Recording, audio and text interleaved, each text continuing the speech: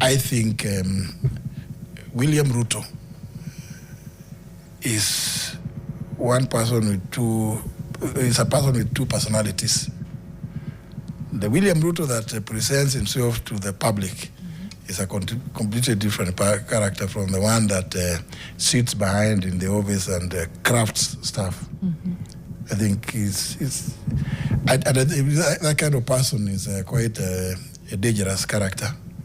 I think William Ruto is actually unfit for the position of President of the Republic of Kenya. I have come sadly to that conclusion.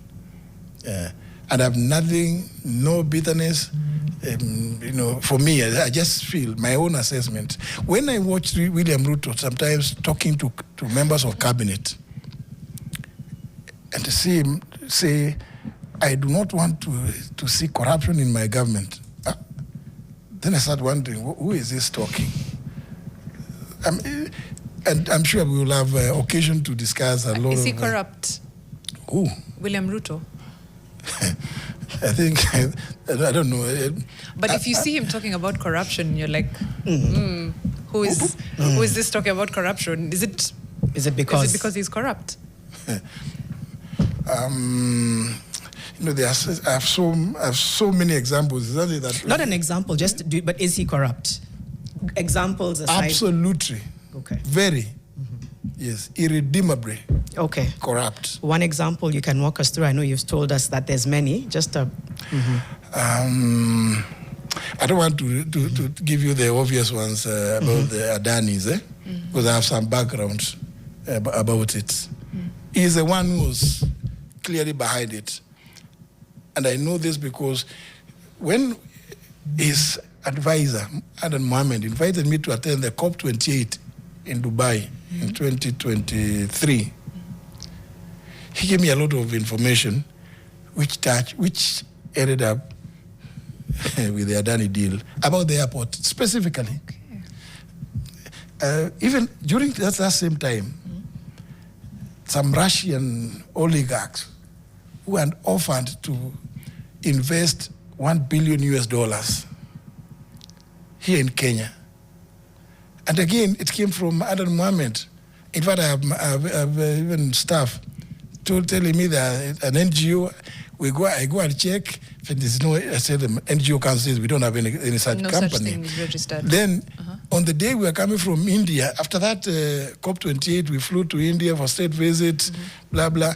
I am landing on my way back because Guru, this guy of Defki, I see Ruto around him. It's one of the Guptas. When Guru told me during breakfast on the day we were leaving Delhi, that that plane of the president is not good.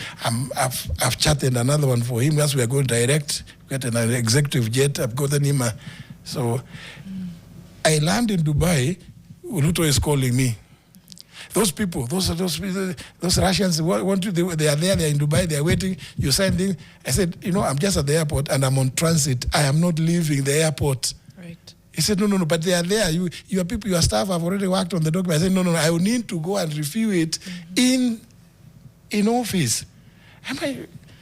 This document being the deal. The deal. They were purporting to give a grant of $1 billion to grow allegedly 3 billion trees towards the 15 billion. William Ruto, whenever he comes up with a program, it's for money making. For him, it's for money making. Now, I come and tell them, they bring me an MOU. I tell them, and I remember I spoke about the MOUs. Yes. I told them, it came from the Minister of Environment, which they pushed through. I tell them this thing, the $1 billion can only be by way of a grant, but it cannot come directly to the ministry because under the PFM Act, Section 47, it can only go through the National Treasury. They are trying to avoid that money going to the National Treasury, and it's money coming from abroad. Right. I mean... You're being asked to sign in an airport. I'm being told to sign at Dubai airport, and it's William Ruto calling me directly. I'm telling you. But anyway, maybe I could... let me say this. No, finish. Let me say this. I think it's a very unfortunate situation for the country that we have William Ruto sitting in the office as president of Kenya. And we have too many examples to give. And you knew this before you were. Did you know this before you were fired? Wouldn't this information have been helpful to the people of Kenya if we knew it before? Like I said, I am a gentleman, I was going to. In fact, somebody talked about a book. It's a book. The book is already in the works. I started immediately. I left. Actually, just before I left Parliament as Speaker, that's when I began working on it. Then, now that we went into campaigns, I stopped a bit, and then I said, "Oh, why don't I just wait and finish my experience in the cabinet before you do an expose?" No, it's a book to give my so that the book also includes my experience in the cabinet.